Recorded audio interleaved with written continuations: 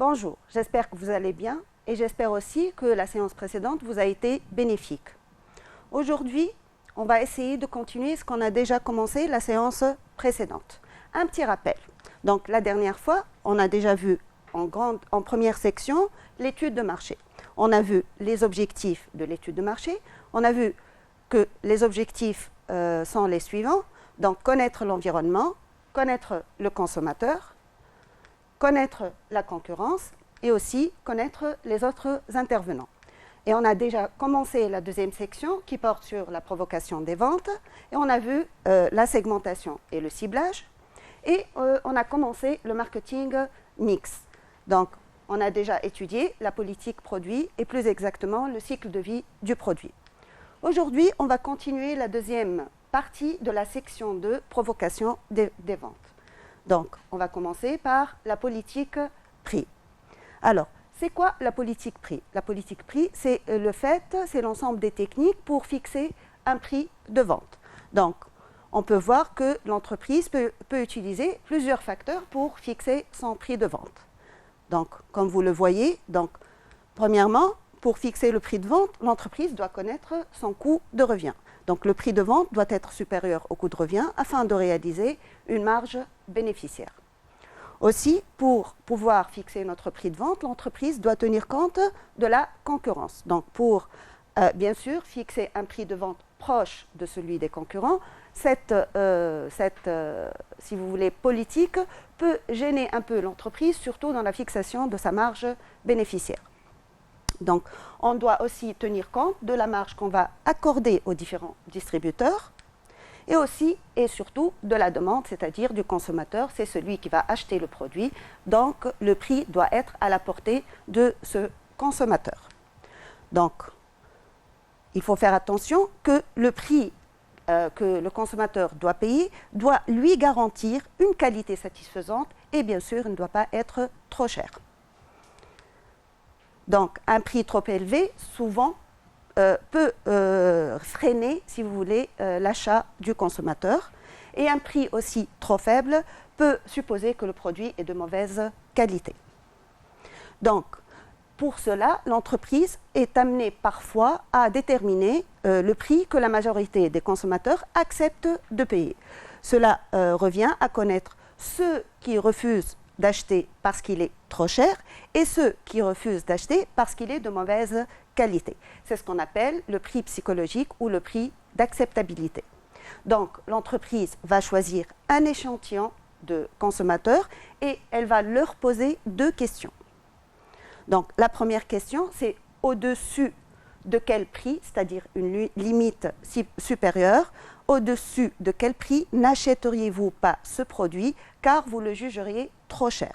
Et la deuxième question, c'est au-dessous de quel prix, c'est-à-dire une limite inférieure, au-dessous de quel prix n'achèteriez-vous pas ce produit car vous le jugeriez de mauvaise qualité? Donc psychologiquement, on ne peut pas fixer un prix très élevé et en même temps, on ne peut pas fixer un prix très bas car en général, le consommateur va juger que le produit il reflète un produit de mauvaise qualité. Donc, on va prendre un exemple. Si, par exemple, je veux vendre un cartable, donc en tant que producteur de cartable, la fixation du prix de vente constitue un facteur déterminant de ma rentabilité. Donc, à quel prix dois-je vendre ce cartable? Donc, pour cela, ces deux questions ont été posées par le producteur de cartable à une population de 500 acheteurs potentiels. Donc, on a choisi une population, un échantillon, pour leur poser ces deux questions. Donc, les résultats de l'enquête se résument dans ce tableau. Donc, la première question, réponse à la question numéro 1, produit trop cher. Donc, on a les différents prix proposés et il faut rappeler que les prix proposés doivent être en toute taxe comprise car c'est le prix de vente public car le consommateur achète toujours en toute taxe comprise. Donc, on leur pose deux questions. La première question, quel est le prix que vous jugeriez trop cher? Et la deuxième question, quel est le prix qui reflète un produit de mauvaise qualité? Et on a les différentes réponses. Comment on va traiter ces réponses? On va le voir dans la partie suivante. Donc, pour la réponse à la question trop cher, donc, quand vous voyez, on établit un tableau. La première colonne, c'est le nombre qu'on a bien sûr, recueillis grâce à l'enquête. Donc, on recopie ces nombres dans la première colonne et par la suite, on va faire un cumul croissant. Donc, cumul croissant, c'est-à-dire, par exemple, voilà, donc à 65 dinars, 0 personne juge que ce prix est trop cher. Donc, on recopie le 0 dans la colonne suivante. Après, à 70 dinars, 0 personne aussi juge que le prix est trop cher. Donc, on va faire un cumul, c'est-à-dire on va faire 0 plus 0, ce qui donne 0. Donc, à 75 dinars, on remarque que 10 personnes jugent que ce prix est trop cher. Donc, jusque-là, il y a 10 personnes qui jugent que ce prix est trop cher. Alors, à 80 dinars, il y a aussi 10 personnes qui jugent que le prix est trop cher. Alors, pourquoi on fait ce cumul? Parce que ceux qui ont jugé que 75 dinars est un prix trop cher, automatiquement, ils vont juger que 80 dinars, c'est encore plus cher. C'est pour ça qu'on additionne les deux populations ensemble. Donc, on aura 20 personnes. Ensuite, on additionne 20 plus 40, ce qui donne 60. Donc, ceux qui ont jugé que 80 et 75 dinars sont deux prix trop chers, automatiquement, ils vont juger que 85 dinars, c'est aussi encore plus cher. Donc, on fait le cumul. Et ainsi de suite, on fait le cumul jusqu'à la fin. Par la suite, pour la réponse à la deuxième question, mauvaise qualité. Donc, de la même manière, on va recopier les résultats de l'enquête dans la première colonne. Donc, comme vous le voyez. Par la suite, on va faire cette fois-ci un cumul décroissant. Soit on fait un cumul décroissant, c'est-à-dire on va écrire 500 et on va déduire à chaque fois le nombre de personnes selon les prix, soit on commence par le bas et on fait un cumul croissant. Et je trouve que c'est plus logique. Vous allez voir. Donc, à 110 dinars, il y a 0 personnes qui ont jugé que ce prix reflète un produit de mauvaise qualité. Donc, à 105 dinars, de même, personne n'a jugé que ce prix est de reflète un produit de mauvaise qualité. Ensuite, à 100 dinars, il y a 10 personnes qui commencent, bien sûr, à juger que ce prix reflète un produit de mauvaise qualité. Donc, on fait 0 plus 10, ce qui va donner 10. Donc, à 95 dinars, il y a 20 personnes qui ont jugé que ce prix reflète un produit de mauvaise qualité. Donc, on va faire 10 plus 20, ça fait 30. Donc, automatiquement, ceux qui ont jugé que 100 dinars est un prix qui reflète un produit de mauvaise qualité, automatiquement, pour eux, 95 dinars, c'est encore un prix bas qui va refléter un produit de mauvaise qualité. Et c'est pour cette raison qu'on fait un cumul croissant depuis le bas. Et on fait la même chose tout en allant vers le haut. Donc, jusqu'à obtenir 500, c'est le nombre de l'échantillon, si vous voulez, ou la population étudiée.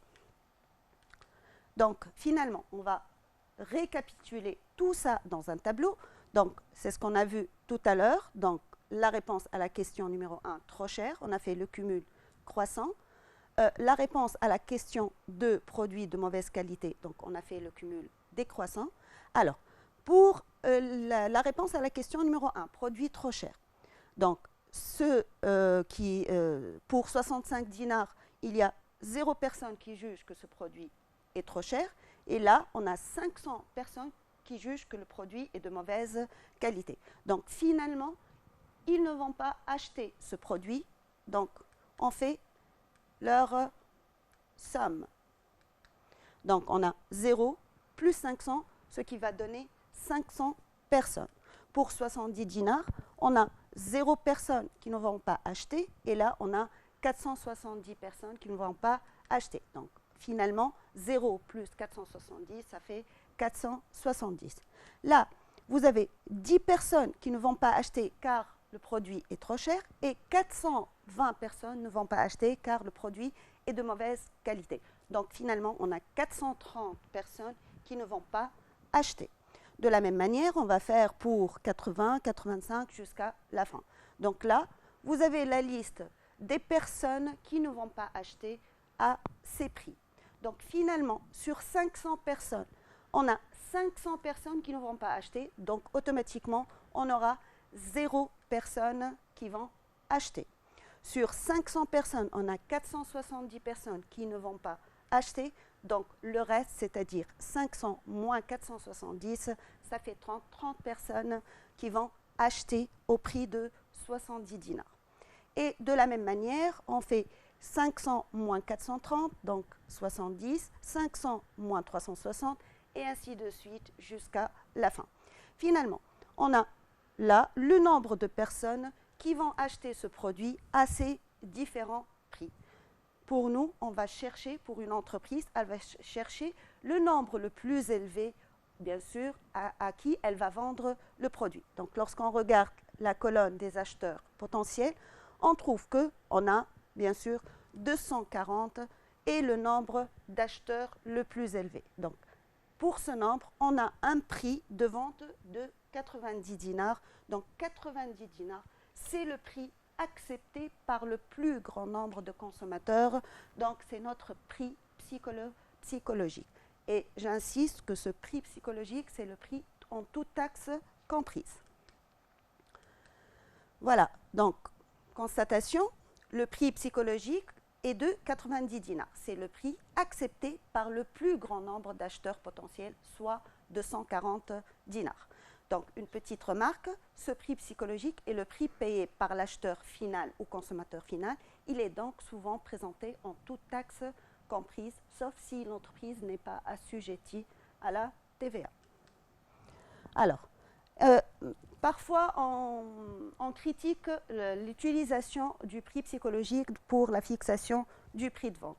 Donc, le prix psychologique ne maximise pas forcément le chiffre d'affaires de l'entreprise. Parfois, on peut vendre plus cher une quantité moindre et on peut réaliser un chiffre d'affaires plus important. Il ne prend pas en compte de la marge, bien sûr. Parfois, je fixe un prix psychologique qui ne me garantit pas la marge bénéficiaire désirée. Donc, et le résultat ne repose pas sur une enquête. Donc, l'enquête peut être biaisée. Les personnes interrogées ne sont pas en situation d'achat. Donc, on peut répondre maintenant à cette question et par la suite acheter à un prix plus cher ou moins cher.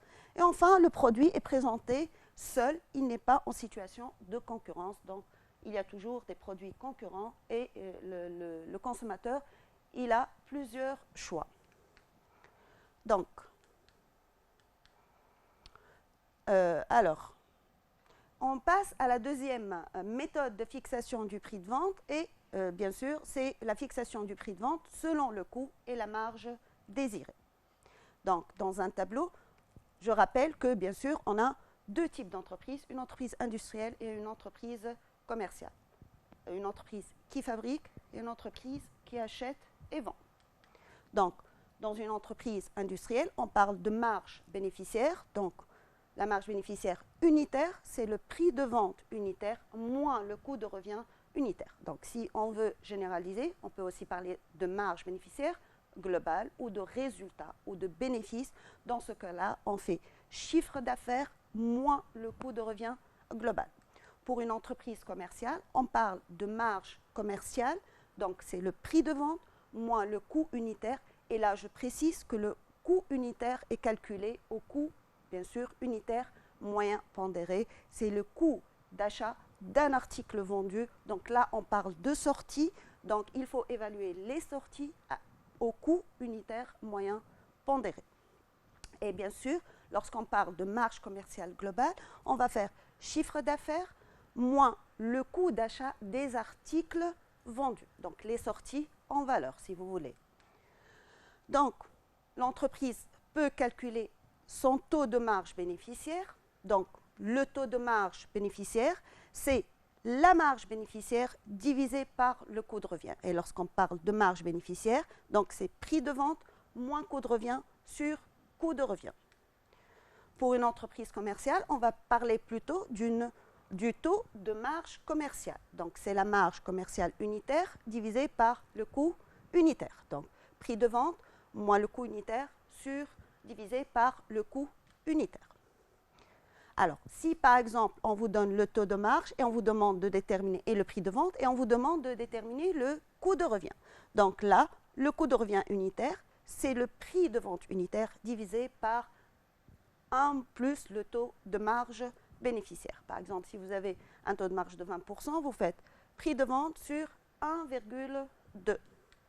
De la même manière, on peut aussi vous demander de calculer un coût unitaire pour une entreprise commerciale, coût d'achat d'un article vendu. Donc, on aura prix de vente sur 1 plus le taux de marge commerciale. De la même manière aussi, on peut vous demander de calculer le prix de vente si on a le taux de marge et le coût de revient. Dans ce cas-là, on va multiplier le coût de revient unitaire fois 1 plus le taux de marge. Ici aussi, on peut avoir prix de vente unitaire égale coût unitaire fois 1 plus le taux de marge commerciale.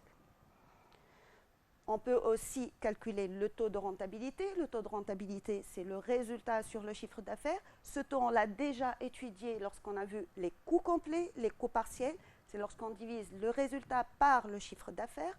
On peut aussi le calculer en unitaire, c'est-à-dire prix de vente moins coût de revient sur prix de vente. Donc, pour une entreprise commerciale, on ne parle pas de taux de rentabilité, on parle plutôt de taux de marque. Donc, le taux de marque, c'est l'équivalent du taux de rentabilité, mais c'est plutôt dans une entreprise commerciale. Donc, c'est le prix de vente moins le coût d'achat unitaire d'un article vendu, donc la marge commerciale unitaire, divisé par le prix de vente unitaire. Donc, à partir du taux de rentabilité, on peut déterminer le coût de revient unitaire, c'est le prix de vente unitaire fois 1 moins le taux de rentabilité. De la même manière, on peut calculer le coût unitaire en multipliant le prix de vente unitaire fois 1 moins le taux de marque. Donc, aussi, on peut déterminer le prix de vente à partir du coût de revient et du taux de rentabilité. On divise le coût de revient unitaire par 1 moins le taux de rentabilité. De la même manière, prix de vente, c'est le coût unitaire sur 1 moins le taux de marque. On va faire un petit rappel. Donc, c'est quoi un prix de vente unitaire? Le prix de vente unitaire, minimum, si vous voulez. Donc, le prix de vente minimum, c'est comme son nom l'indique, c'est le minimum, le prix minimum que l'entreprise devra appliquer et à ce prix, elle ne va réaliser ni perte ni profit. Donc, au-dessous de ce prix, le résultat sera négatif. Au-dessus de ce prix, le résultat sera positif. Et bien sûr, dans ce cas-là, ça donne le coût de revient unitaire. Donc, le coût de revient unitaire, on peut le calculer de plusieurs manières. Donc, en utilisant la méthode des coûts par variabilité, donc en rajoutant le coût variable unitaire, les coûts fixes divisés par la quantité estimée ou bien sûr qu'on va vendre par la suite. On peut aussi calculer le total des charges, variables fixes, directes, indirectes, tout dépend de la méthode utilisée par la quantité estimée, bien sûr qu'on va vendre dans le futur. Ou bien on peut calculer le coût variable total plus le coût fixe total divisé par la quantité à vendre. Donc, je rappelle et j'insiste que le coût d'achat d'un article vendu, il est toujours égal au coût unitaire moyen pondéré, bien sûr parce qu'on parle là de sortie. Donc la quantité vendue, c'est la quantité sortie. Donc, on va essayer de prendre un petit exemple. Donc, pour le coût de revient unitaire d'un sac à main fabriqué et commercialisé par l'entreprise Rihana, il est de 24 dinars hors TVA. L'entreprise désire réaliser un résultat appelé marge de 25% du coût de revient. Donc, première question, on vous demande de calculer le résultat ou marge bénéficiaire par unité vendue. Donc, par la suite, on vous demande de déterminer le prix de vente de l'entreprise. Donc, première question, on va essayer de calculer la marge bénéficiaire. Je reviens aux données. Donc, on vous dit que la marge bénéficiaire, c'est 25% du coût de revient. Donc, le coût de revient, il est de 24 dinars. Donc, on va multiplier 24 par 0,25 ou par 25 sur 100, ce qui va donner un résultat unitaire ou une marge bénéficiaire unitaire de 6 dinars. Alors, pour déterminer le prix de vente, on sait que le prix de vente, c'est le coût de revient plus la marge bénéficiaire unitaire ou plus le résultat unitaire. Donc, on a le coût de revient 24 plus le résultat 6 dinars, ce qui va donner 30 dinars. Donc, l'entreprise doit vendre à 30 dinars si elle veut réaliser une marge bénéficiaire de 6 dinars ou plutôt un taux de marge bénéficiaire de 25% du coût de revient. Un deuxième petit exemple. Donc, l'entreprise Rihani a réalisé plusieurs études de marché qui lui permettent d'espérer des ventes possibles de l'ordre de 2500 placards. Donc, ce sont les ventes estimées dans le futur, 2500 placards pour la première année de commercialisation. Les estimations suivantes sont faites. Donc, les charges variables unitaires sont de 200 dinars. Donc, par unité, on a 200 dinars. Les charges fixes totales pour la fabrication des placards est de 500 000 dinars. Alors, on vous demande de calculer le prix de vente minimum. Donc, le prix de vente minimum, je rappelle, représente le plancher, la limite en dessous duquel le lancement ne sera pas rentable. Donc, c'est, comme on l'a déjà dit, donc c'est le coût de revient unitaire. Donc, le prix de vente unitaire, on peut le calculer par cette formule. Donc, coût variable unitaire plus coût fixe total divisé par la quantité estimée. Donc, le coût variable unitaire, c'est 200 dinars, plus les coûts fixes total, donc le coût fixe total, 500 000, divisé par la quantité estimée, 2500. Donc, ce qui va nous donner 200, plus 200, donc ça fait 400 dinars. Donc, l'entreprise a intérêt de ne pas vendre au-dessous de 400 dinars si elle veut réaliser un bénéfice. Donc, pour mieux consolider ce qu'on a déjà vu, on va voir une activité tirée du bac 2011 session de contrôle. Donc, l'entreprise La Délicieuse se soucie de la fixation du prix de vente de son nouveau produit. Une étude auprès de 400 consommateurs potentiels a donné les résultats fournis en annexe 1, qu'on va voir par la suite, sachant qu'ils ont répondu à ces deux questions. Première question, au-dessus de quel prix n'achèteriez-vous pas ce produit car vous le jugeriez trop cher? Question numéro 2, en dessous de quel prix n'achèteriez-vous pas ce produit car vous le jugeriez de mauvaise qualité?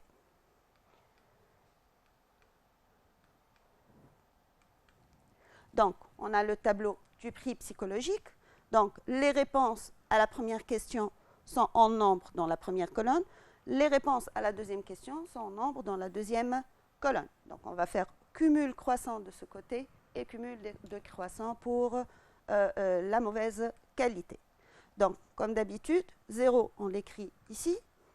Après, on fait 0 plus 0, ce qui va donner 0. 0 plus 20, ça fait 20. Et ainsi de suite jusqu'à obtenir à la fin 400 personnes. Alors, je vais changer de méthode. Cette fois-ci, on va commencer par le haut. Donc, pour le cumul décroissant, on écrit la population étudiée ici. Et puis, on va faire 400 moins 90 et on va trouver que c'est 310. Par la suite, on fait 310 moins 70, ce qui va donner 240. 240 moins 60, 180 et ainsi de suite jusqu'à la fin. On aurait pu commencer par le bas, bien sûr, écrire 0, plus 10, plus 24 et ainsi de suite jusqu'à la fin. Donc, là, on va faire 0 plus 400, ce qui va donner 400, les non-acheteurs. 0 plus 310, ce qui va donner 310, donc cumul croissant plus cumul décroissant.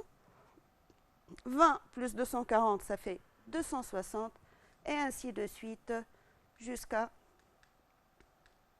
le dernier prix. Alors, 400 personnes ne vont pas acheter, donc on va faire 400 moins 400, donc il y aura 0 personnes qui vont acheter à ce prix. De même, ici, on a 310 personnes qui ne vont pas acheter, donc on va faire 400 moins 310, ça fait 90 personnes, et ainsi de suite jusqu'à la fin du tableau. Alors, donc, en regardant la colonne des acheteurs potentiels, on remarque que le nombre le plus élevé est de 168 personnes. Donc, ce nombre va nous donner notre prix psychologique qui est de 4,760. C'est un prix psychologique en toute taxe comprise ou prix de vente public. Donc 168 personnes sont prêtes à acheter ce produit à ce prix car elles le jugent ni trop cher ni refléter un produit de mauvaise qualité. Donc 168 et on a le prix psychologique 4,760. Donc sachant que le prix proposé aux acheteurs potentiels sont des prix TVA comprises au taux de 19% et que le prix pratiqué par l'entreprise au distributeur est de 3 dinars hors TVA. Donc calculer le prix psychologique hors TVA. Donc, on a retrouvé tout à l'heure que le prix psychologique est égal à 4,760. On va le diviser par 1 plus le taux de TVA qui va donner 4 dinars, le prix de vente public hors TVA. Donc, par la suite, on va calculer sur la base du prix psychologique le prix, la marge du distributeur et son taux de marque. Donc, je rappelle que ce prix, ça sera le prix de vente de celui qui est en contact avec le consommateur. Donc, c'est le prix de vente du distributeur. Donc, si je veux déterminer la marge commerciale du distributeur, donc j'ai 4 moins, si vous voulez, les 3 dinars accordés au distributeur, ce qui va donner une marge bénéficiaire d'un dinar. Alors, je rappelle que le taux de marque, c'est la marge commerciale divisée par le prix de vente. Donc, on a une marge commerciale d'un dinar divisé par le prix de vente du distributeur, 4 dinars, ce qui va donner un taux de marque de 25%. Donc, par la suite, on va essayer de calculer le seuil de rentabilité de la société en quantité et en valeur. Un petit rappel concernant le seuil de rentabilité, c'est la quantité que l'entreprise devra vendre si elle veut commencer à être, si vous voulez, bénéficiaire. Donc, c'est la quantité au-dessous de laquelle le résultat sera négatif et au-dessus de laquelle le résultat sera positif. Donc, c'est le niveau d'activité à partir duquel l'entreprise commence à être rentable. Donc, on va le calculer en quantité et en valeur, sachant que le coût variable unitaire est de 1 dinar 600 et que la société engage un coût fixe total de 70 000 dinars. Donc, je rappelle que le seuil de rentabilité en quantité est calculé de la manière suivante. On prend les coûts fixes totaux qu'on divise par la marge sur coût variable unitaire. Et la marge sur coût variable unitaire, c'est quoi? C'est le prix de vente unitaire moins le coût variable unitaire. Bien sûr, là, on parle de l'entreprise. Donc, le prix de vente de l'entreprise, c'est 3 dinars, moins le coût variable unitaire, c'est 1 dinar 600. Donc, ça va donner une marge sur coût variable unitaire. Et on divise les coûts fixes par la marge sur coût variable unitaire, ce qui va donner une quantité de 50 000 unités. Donc, si l'entreprise veut réaliser des bénéfices, elle doit vendre plus que 50 000 unités. Donc, maintenant, on va déduire le seuil de rentabilité en quantité. Donc, on sait que le seuil de rentabilité en quantité, c'est la quantité qu'on devra vendre. Donc, lorsqu'on parle de seuil de rentabilité en valeur, on parle de chiffre d'affaires. Donc, chiffre d'affaires, c'est quoi? C'est la quantité fois le prix de vente. Donc, je multiplie la quantité du seuil de rentabilité fois le prix de vente de l'entreprise. Donc, on aura un chiffre d'affaires critique ou un seuil de rentabilité en valeur de 150 000 dinars. Donc, on passe à la question suivante. La délicieuse envisage de produire 65 000 unités de boissons concentrées sans sucre dans un premier temps. Combien va-t-elle réaliser de bénéfices? Donc, dans ce cas-là, on va calculer le résultat d'exploitation, le résultat différentiel, le bénéfice, vous pouvez le nommer comme vous voulez.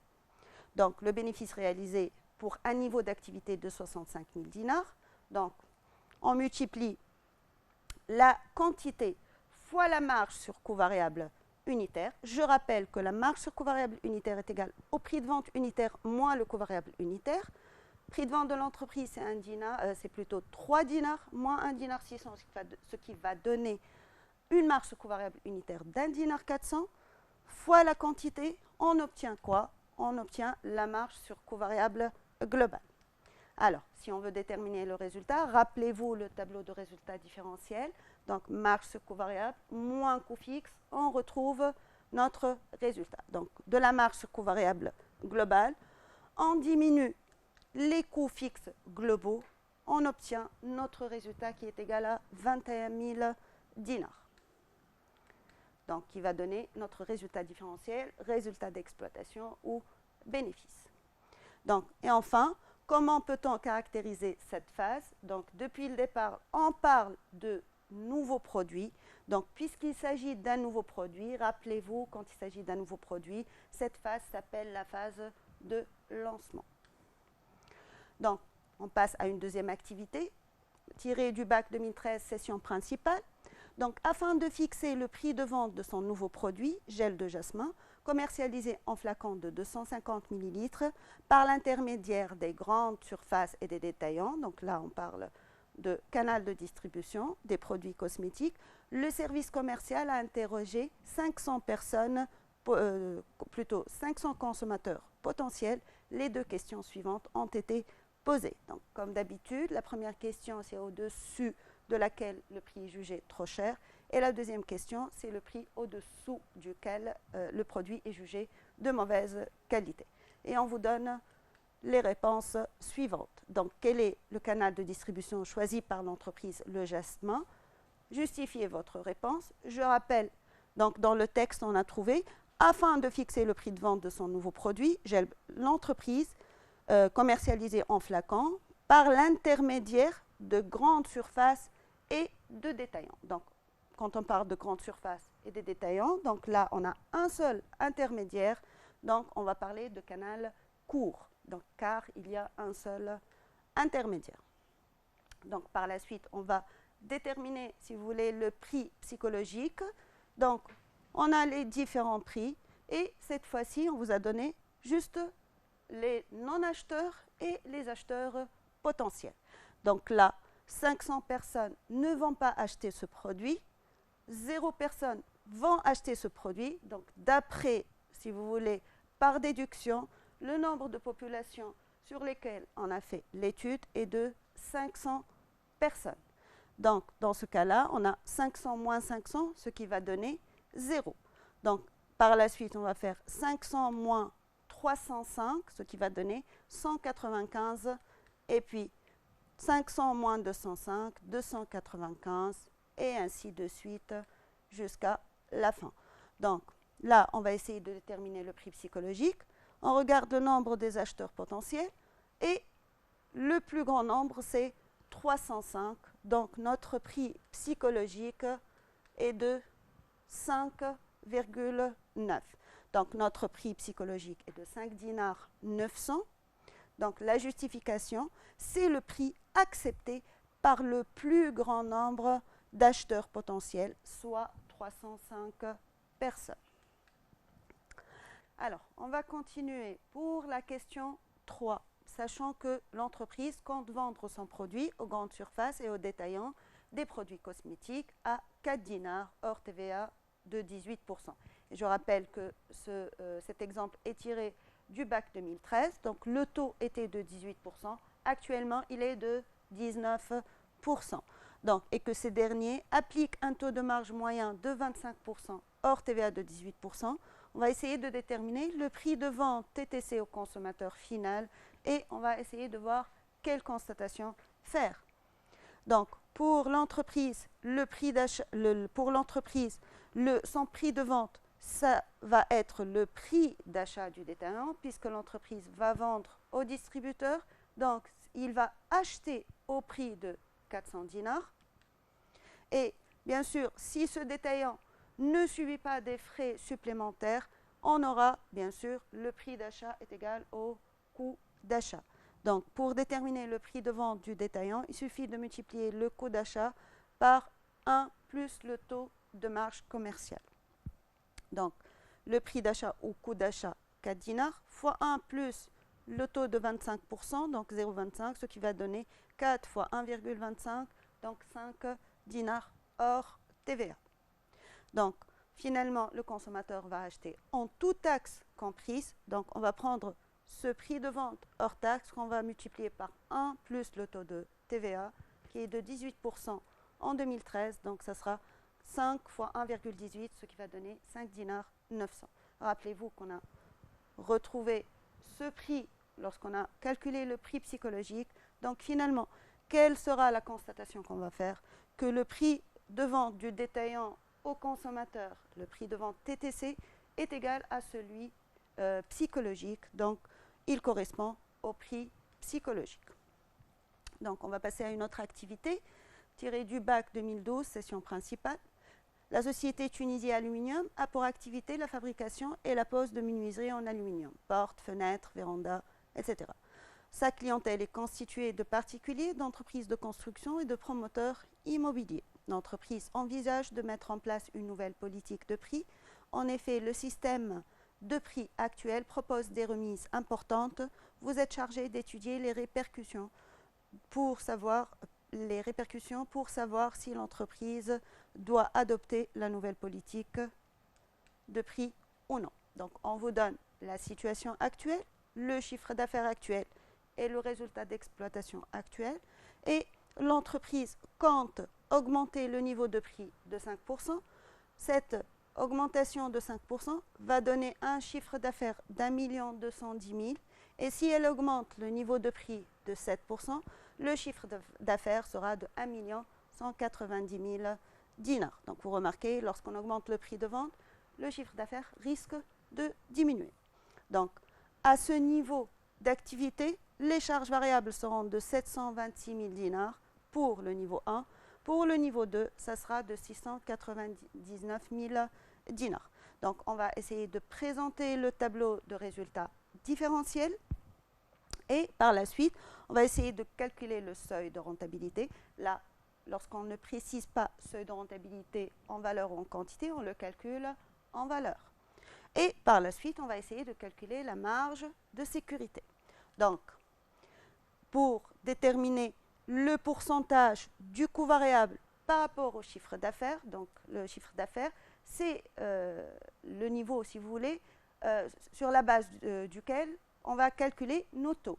Donc, on va faire 726 000 divisé par 1 210 000, ce qui va donner 0,6, soit 60%. Alors, pour calculer notre marge sur coût variable, il suffit de diminuer du chiffre d'affaires les charges variables. Donc, on va faire 1 210 000 moins 726 000, ce qui va donner une marge sur coût variable globale de 484 000 dinars. De la même manière, si on veut calculer le taux de marge sur coût variable, il suffit de diviser 484 000 par notre chiffre d'affaires 1 210 000, ce qui va donner 0,4, soit 40%. Ou bien on peut faire 100% moins 60%, ce qui va donner 40%. Par la suite, si on veut calculer notre résultat, il suffit, bien sûr, de diminuer de la marge sur coût variable les coûts fixes, ce qui va donner un résultat d'exploitation, un résultat différentiel de 124 000 dinars. Rappelons que le taux de coût fixe, on ne le calcule pas, car les charges sont fixes et ne dépendent pas du chiffre d'affaires.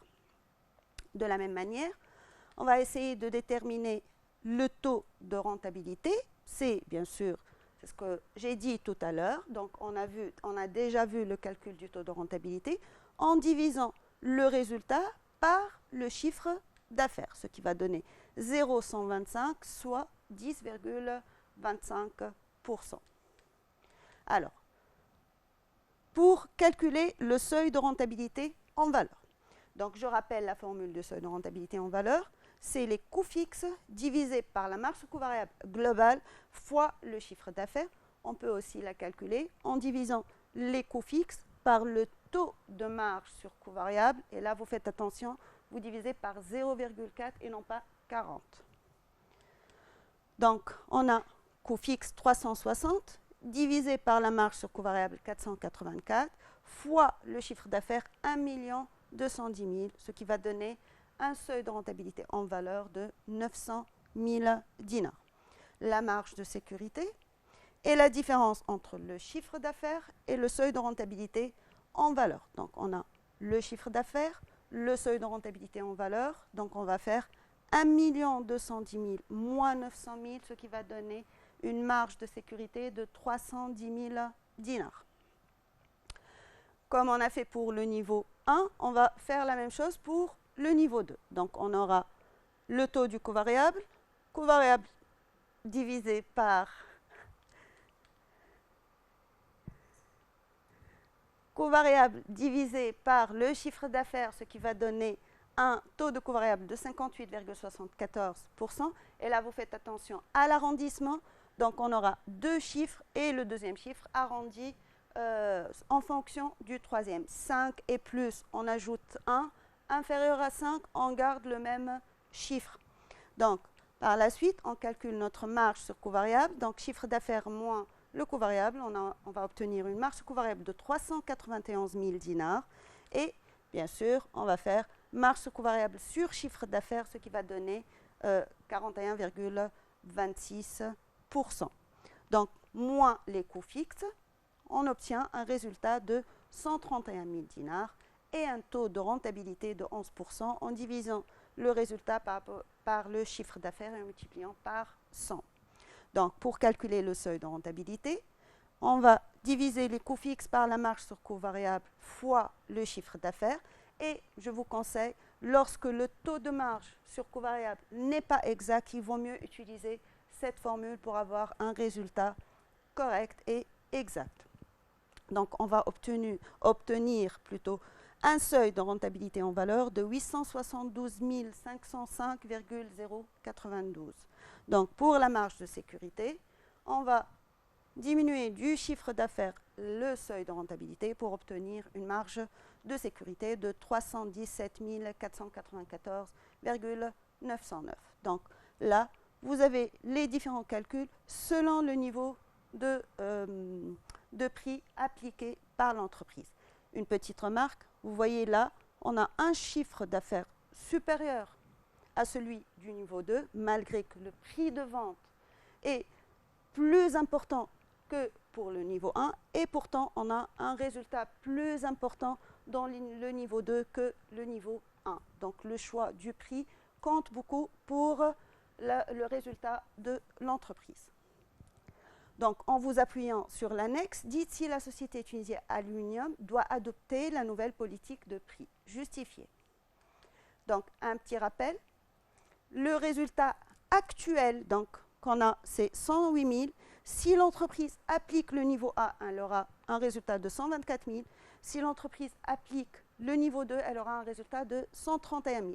Donc, quel que soit le niveau qu'elle va choisir, il est supérieur par rapport à la situation actuelle. Donc oui, elle a intérêt à adopter l'un des deux nouveaux niveaux. Donc la société Tunisie Aluminium doit adopter la nouvelle politique prix car elle se traduit par une augmentation du résultat, que ce soit pour le niveau 1 ou pour le niveau 2. Donc quel est le niveau de prix que l'entreprise doit retenir? Donc je rappelle, donc pour le résultat, on a pour le niveau 1 124 000, pour le niveau 2 131 000. Donc, côté rentabilité, le niveau 2 est plus rentable. Côté sécurité, on remarque aussi que la marge de sécurité du niveau 2 est supérieure à celle du niveau 1. Donc, par contre, parfois, il y a des exercices où on trouve un résultat supérieur pour un niveau et une marge supérieure pour un autre niveau. Dans ce cas-là, tout dépendra de l'objectif de l'entreprise. Si elle cherche la rentabilité, on choisit le résultat le plus élevé. Par contre, si elle cherche la sécurité, dans ce cas-là, on va se référer à la marge de sécurité et choisir le niveau qui a la marge de sécurité la plus élevée. Donc, dans ce cas, le même niveau a la rentabilité et la sécurité la plus élevée. Donc, l'entreprise a intérêt à retenir le deuxième niveau de prix, augmentation de prix de 7%, car il permet de générer un résultat d'exploitation plus élevé, 131 supérieur à 124 000, et une marge de sécurité plus importante, 317 495,908 supérieur à 310 000 dinars. J'espère vous voir une prochaine fois dans une autre présentation. Essayez de travailler et de persévérer et surtout restez chez vous. Au revoir.